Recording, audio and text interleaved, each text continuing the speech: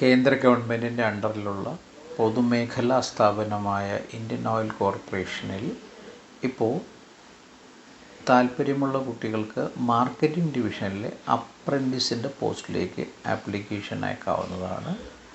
വിജയകരമായിട്ട് അതിൻ്റെ ടെസ്റ്റും ഇൻ്റർവ്യൂ എല്ലാം പാസ്സായി കഴിഞ്ഞാൽ അപ്രൻറ്റീസായിട്ട് ഇന്ത്യൻ ഓയിൽ കോർപ്പറേഷൻ നിങ്ങളെ നിയമിക്കുന്നതാണ്. ഇതിൻ്റെ ഏജ് ലിമിറ്റ് 18-നും 24-നും ഇടയിലാണ്. നിയമാനുസൃതമായിട്ട് OBCക്കും SC/STക്കും മറ്റ് വിഭാഗങ്ങളും കിട്ടേണ്ട റിസർവേഷൻസ് എല്ലാം ഉള്ളതാണ് Indian oil corporation. So upper age ലിമിറ്റിൽ റിലാക്സേഷൻ ഉണ്ടാവും, അതുപോലെ തന്നെ റിസർവേഷൻസും ഉണ്ടാവും. ഇതിൻ്റെ ക്വാളിഫിക്കേഷൻ വരുന്നത് SSLC ആണ്. അതിൻ്റെ കൂടെ ITI ഉണ്ട്. ITI 2 വർഷം പഠിച്ച ITI ആയിരിക്കണം. അല്ലെങ്കിൽ SSLCയുടെ കൂടെ ഡിപ്ലോമ 3 വർഷത്തെ ഡിപ്ലോമ പഠിച്ചവർക്കും ആപ്ലിക്കേഷൻ അയക്കാവുന്നതാണ്.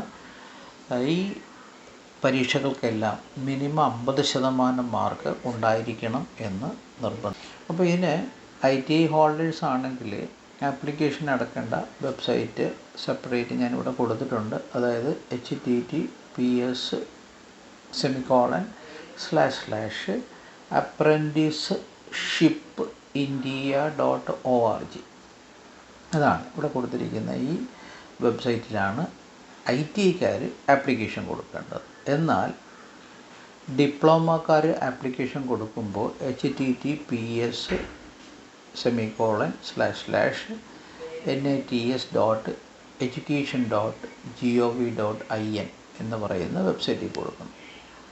ഇതിൽ വേറൊരു പ്രത്യേകത, ഡിപ്ലോമ ITI ഇല്ലാത്തവർ ഡിഗ്രിക്കാരാണെങ്കിൽ അവർക്കും ഈ അപ്രന്റീസ്ഷിപ്പിനുള്ള ആപ്ലിക്കേഷൻ കൊടുക്കാൻ സാധിക്കും. അപ്പോൾ ഡിഗ്രിക്കാർക്കും നല്ലൊരു അവസരമാണ്. ഡിഗ്രിക്കാർ ആപ്ലിക്കേഷൻ കൊടുക്കുമ്പോൾ ഡിപ്ലോമക്കാർ ആപ്ലിക്കേഷൻ കൊടുക്കുന്ന സൈറ്റ്, അതായത് nats.education.gov.in എന്ന് പറയുന്ന ആ വെബ്സൈറ്റിലായിരിക്കണം ഡിഗ്രിക്കാർ ആപ്ലിക്കേഷൻ കൊടുക്കേണ്ടത്. ഇതിന് ആപ്ലിക്കേഷൻ കൊടുക്കേണ്ട അവസാന തീയതി സെപ്റ്റംബർ 5 ആണ്. 2025 സെപ്റ്റംബർ 5-നുള്ളിൽ ആപ്ലിക്കേഷൻ കൊടുക്കണം.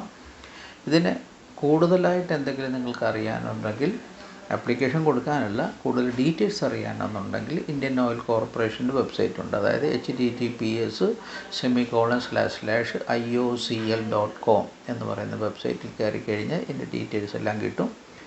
വളരെ നല്ലൊരു ചാൻസാണ് ഉദ്യോഗാർത്ഥികൾ, ഈ ITIക്കാരായിട്ടുള്ളവർ അല്ലെങ്കിൽ ഡിപ്ലോമക്കാർ, ഡിഗ്രിക്കാർ എല്ലാം 24 വയസ്സിൽ താഴെ പ്രായമുള്ളത് ജനറൽ കാറ്റഗറിയിൽ ആപ്ലിക്കേഷൻ കൊടുക്കാൻ ശ്രദ്ധിക്കും.